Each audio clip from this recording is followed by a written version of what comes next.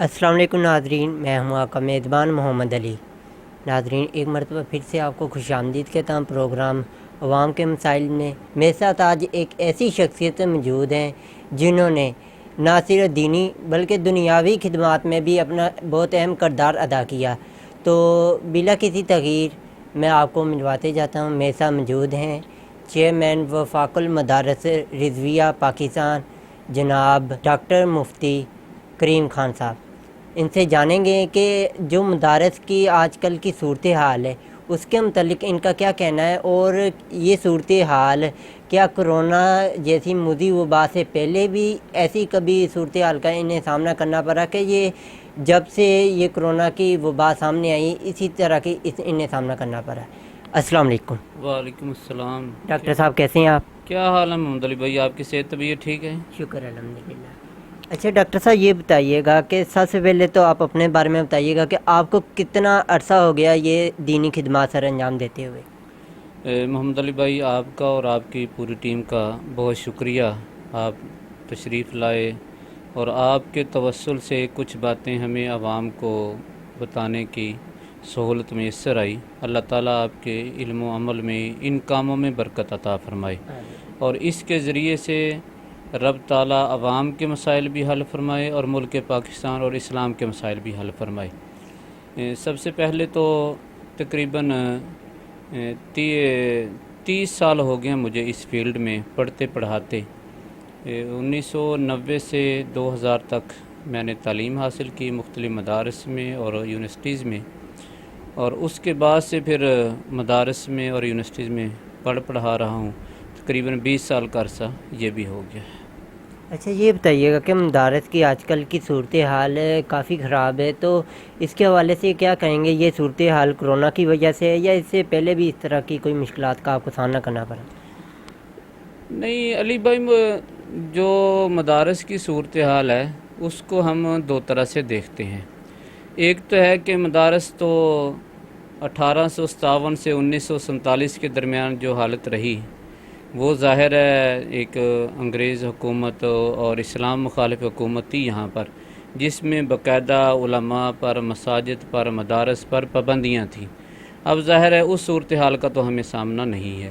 البتہ ظاہر ہے پچھلے کوئی 1.5 سال سے جو کرونا کی صورتحال آئی ہے، اس میں جہاں پر باقی لوگ جو ہیں، باقی شعبہ جات کے لوگ، کاروباری لوگ ہوں، کالجز کے ہوں، حکومتی سطح پر ہوں، وہ متاثر ہوئے ہیں، تو اس میں مدارس کے معاملات بھی یقینی اور خاص طور پر مالی معاملات جو ہیں وہ بہت متاثر ہوئے ہیں۔ اچھا، یہ بتائیے گا کہ مالی جو آپ نے کہا کہ ہمیں مسائل ہیں، تو کیا گورنمنٹ نے بھی کوئی آپ کے لیے مخصوص پیکیج مقرر کیا جس طرح دوسرے اداروں کے لیے انہوں نے مقرر کیا تھا؟ نہیں، ابھی تک تو گورنمنٹ نے مدارس کے لیے یا مساجد کے لیے ایز اٹ کوئی یہاں پر پیکج نہیں دیا، بلکہ صورتحال خراب ہے اس لحاظ سے کہ جہاں پر مدارس کا بجلی کے بل جو تھے، یوٹیلٹی بلز جو تھے، وہ جہاں پر 15 سے 20 ہزار آتے تھے، اب تو اس کی جگہ لاکھ آ رہے ہیں۔ ایک تو یہ پرابلم ہے۔ دوسری یہ پرابلم ہوئی کہ ظاہر ہے جتنے مدارس ہیں یہ ہمارے جو مخیر حضرات ہیں، خرچ کرنے والے مسلمان ہیں، وہ اپنی زکوٰۃ دیتے ہیں، عشر دیتے ہیں، صدقات دیتے ہیں، قربانی کی خالیں ہوتی ہیں، تو ان کے ساتھ ظاہر ہے ان کا سارا سسٹم جو ہے وہ چلتا ہے۔ تو اب ظاہر ہے جو یہ لوگ خرچ کرنے والے تھے، جو بیچارے سفید پوش سے، وہ خود اپنے رزق کے لیے، ان کو اپنی جو ضروریات ہیں پورے کرنے کے لیے بہت زیادہ مشکلات کا، مہنگائی بہت اوپر چلی گئی ہے، لوگوں کی انکم جو ہے وہ کم ہوئی ہے، بڑی نہیں ہے۔ اب ظاہر ہے وہ بندہ جو چیز پہلے 50 روپے میں مل رہی تھی اب وہ 150-200 روپے میں ملتی ہے۔ اب وہ جو اس نے بچا کر مدارس پر خرچ کرنا تھا وہ تو اپنے گھر کے خرچے اس کے لیے پورے کرنا مشکل ہو گئے ہیں، تو اس صورتحال میں مدارس کے لیے مشکلات بہت بڑھ گئی ہیں۔ اچھا، یہ بتائیے گا کہ مدارس میں طالبہ کی جو تعداد ہے وہ پہلے ہی جتنی ہے جس طرح کرونا سے پہلے تھی، کہ اب بھی ان میں کوئی کمی یا کچھ اس طرح کا کوئی مسائل پیش آیا؟ نہیں، تعداد کے اعتبار سے تو مدارس کو میں کوئی کمی کا سامنا نہیں ہے، بلکہ میرا خیال ہے بہتری کی صورت ہے۔ اس کی وجہ یہ ہے، ان میں زیادہ ہے کہ ایک تو دوران کرونا بھی मदारस ज़्यादा अरसा के लिए बंद नहीं हुए, मदारस ओपन रहे हैं। हमारा तालीमी निज़ाम पूरे का पूरा सेटअप उसी तरह जारी व सारी रहा है, हमारे इम्तहानात भी जारी व सारी रहे हैं। तो एज़ इट जो थी कि कोरोना की वजह से तलबा कम हो जाएं, वो तो नहीं हुए। उसकी एक बुनियादी वजह भी है, स्कूलों में, यूनिवर्सिटियों में या कॉलेज़ में जो तादाद कम होती है उसकी बुनियादी वजह उनकी फ़ीसें होती हैं। तो ज़ाहिर वो फ़ीसें बहुत बढ़ गई हैं, वालिदैन के पास इतनी सख्त नहीं है कि उनको अदा कर सकें, इसलिए फिर पढ़ाई भी नहीं है उधर, और फ़ीसें भी हैं, तो इसलिए उधर तो डेफिनेटली बहुत ज़्यादा तादाद का मसला हुआ है। हमारे यहाँ ये मसला नहीं हुआ। उसकी वजह यह है कि हम तो फ़ीसें लेते नहीं हैं, बल्कि जो तालिब इल्म पढ़ने के लिए आते हैं उनको किताबें भी फ्री देते हैं, उनके खाने का, रहने का बंदोबस्त भी करते हैं। उस लिहाज से तो तादाद हमारी बड़ी है, उसमें कम नहीं हुई। यानी कि आपके कहने के मुताबिक जो आप तालबा को फ़ीसें लेने की बजाय उन्हें चीज़ें प्रोवाइड करते हैं, खाने की चीज़ें, रिहाइश वगैरह का बंदोबस्त करते हैं। तो ये बताइएगा कि पूरी कबीना है, तो आप उन्हें क्या इस हवाले से मैसेज देना चाहेंगे?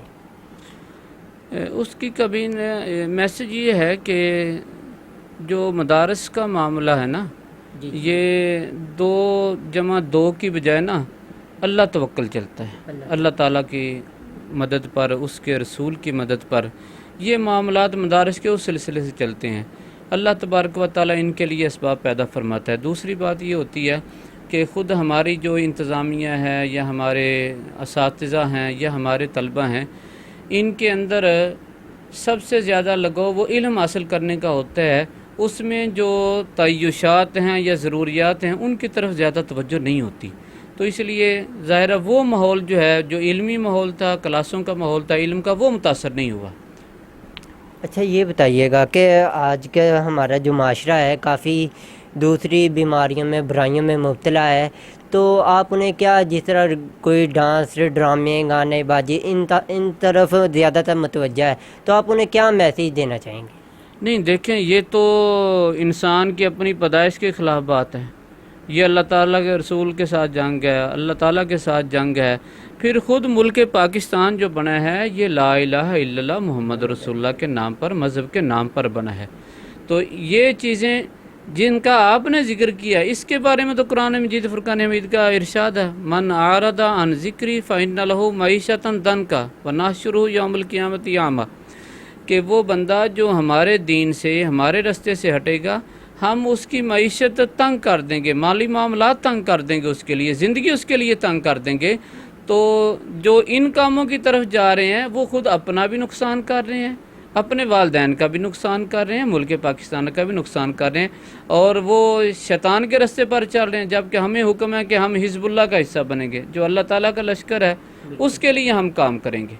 तो इसलिए मेरी ये नौजवानों को, सबको, सुनने वालों को ये नसीहत है कि आप अपनी असल की तरफ आएँ। जो नबियों रसूलों का रास्ता है, नबी करीम सल्लल्लाहु अलैहि वसल्लम का रास्ता है, हमारे हीरोज़ जो हैं वो सैयदना उमर फ़ारूक हैं, सैयदना अबू बकर सिद्दीक़ हैं, हज़रत अली करमल्लाहु वजहुल करीम हैं, सलाहुद्दीन अय्यूबी हैं, मोहम्मद बिन कासिम हैं, अल्लामा इकबाल रहमतुल्लाह अलैह हैं, कायदे आज़म हैं। हमारे हीरो ये फ़िल्मी एक्टर या क्रिकेटर ये लोग नहीं हैं। तो इसलिए हमें अपनी असल की तरफ आना चाहिए। इसी तरह जो हमारी बेटियां हैं, माएँ बहनें हैं, उनको भी सोचना चाहिए कि उनके रोल मॉडल जो हैं, उनकी हीरोज़ जो हैं, ये वो सैयदा फ़ातिमातुज़ ज़हरा हैं, सैयदा ख़दीजतुल कुबरा हैं, हज़रत आयशा हैं, हज़रत मरियम हैं, जो अल्लाह तबारक व ताला ने जिनको इस दुनिया में भी इज़्ज़त अता फ़रमाई और क़यामत में भी अल्लाह तबारक व ताला उनको इज़्ज़त और जन्नत अता फ़रमाएगा।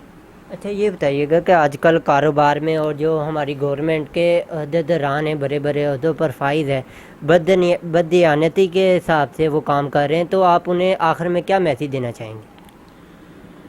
नहीं, देखें, जहाँ पर 2 चीज़ें ऐसी होती हैं जिनकी वजह से आपकी ज़िंदगी तंग होती है और कुरान और हदीस के वाज़ेह अहकामात हैं, उसमें आपके माली मामलात भी हल नहीं होते बल्कि मज़ीद तंग हो जाते हैं। और वो 2 बातें हैं, एक झूठ और दूसरी बददियानती। जहाँ पर झूठ और बददियानती आती है वहाँ से अल्लाह तबारक व तआला की बरकत उठ जाती है। आप यही मुआशरा है, अगर आप 2000 से पहले के हालात देखेंगे तो लोगों के पास 500 रुपया या 1000 रुपया होता था और उनका महीना गुजर जाता था, 2000 में गुजर जाता था, 5 में गुजर जाता था। لیکن اب صورتحال لوگوں کے پاس 50,000 لاکھ روپے آمدن ہے، ان کا پورا نہیں پڑ رہا. وہ پورا اس لیے نہیں پڑ رہا کہ اس میں اللہ تبارک و تعالیٰ کی طرف سے برکت اور رحمت شامل نہیں ہے. تو جب ہم بددیانتی کریں گے، رشوت کی طرف جائیں گے، 2 نمبری کی طرف جائیں گے، اسی طرح حرام کاروبار کی طرف جائیں گے، جھوٹ کی طرف جائیں گے، تو اللہ تبارک و تعالیٰ کی برکت اٹھ جاتی ہے. اس سے ہمارے مالی معاملات بھی مزید تنگ ہوتے ہیں، ہماری زندگی بھی تنگ ہو جاتی ہے. تو ناظرین، یہ تھے ڈاکٹر مفتی محمد کریم خان صاحب، جن کا کہنا تھا کہ ایک تو ہمارے جو مدارس ہیں گورنمنٹ کو چاہیے کہ جس طرح دوسرے اداروں کے لیے فنڈ مقرر کیے گئے ہیں ایسے مدارس کے لیے بھی کوئی فنڈ مخصوص کیا جائے. اور دوسرا جو ہمارے روزمرہ کے معاملات ہیں، کاروباری معاملات ہیں، اور جو ہماری گورنمنٹ کے عہدیداران ہیں جو اپنے عہدوں کا غلط استعمال کرتے ہیں، انہیں چاہیے کہ وہ دیانت داری کے ساتھ اپنے کام کو سر انجام دیں. تو ناظرین، اسی کے ساتھ اپنے میزبان محمد علی کو اجازت دیجیے. انشاءاللہ تعالی اگلے پروگرام میں پھر ملاقات ہوگی. تب تک کے لیے اللہ حافظ.